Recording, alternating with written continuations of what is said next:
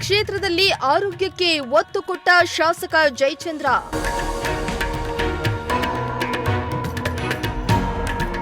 ಆರೋಗ್ಯ ಹಾಗೂ ಕ್ಷೇಮ ಕೇಂದ್ರ ಕಟ್ಟಡಕ್ಕೆ ಶಂಕುಸ್ಥಾಪನೆ.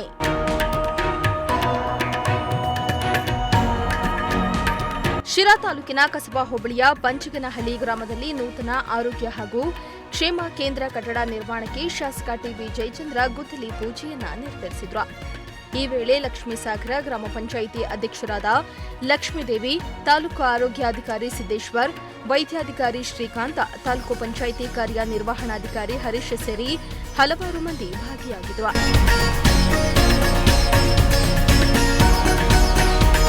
ಈ ವೇಳೆ ಮಾತನಾಡಿದ ಶಾಸಕ ಜಯಚಂದ್ರ, ಹಿಂದಿನ ಕಾಲದಲ್ಲಿ ತಮಗೆ ಇಷ್ಟ ಬಂದ ರೀತಿಯಲ್ಲಿ ಆಹಾರ ಸೇವನೆ ಮಾಡಿ ಆರೋಗ್ಯವಾಗಿದ್ರು.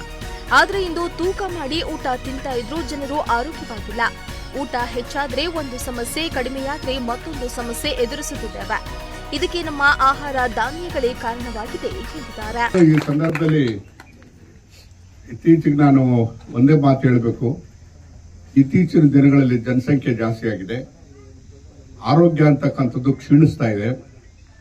ಎಲ್ಲೋ ಒಂದು ಕಡೆಗೆ ನಮ್ಮ ದಿನನಿತ್ಯ ಕೆಲಸ ಇದೆಯಲ್ಲ, ಅದರೆಲ್ಲೋ ಒಂದು ಕಡೆಗೆ ಆರೋಗ್ಯವನ್ನ ಕೊಡ್ತಕ್ಕಂಥ ಪೂರಕವಾಗಿರ್ತಕ್ಕಂಥ ಸನ್ನಿವೇಶಗಳು ಕೆಟ್ಟೋಗಿದ್ದಾವೆ.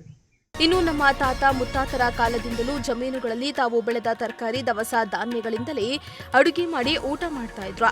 ಜಮೀನುಗಳಲ್ಲಿ ಚೆನ್ನಾಗಿ ದುಡಿಮೆ ಮಾಡ್ತಾ ಇದ್ರು.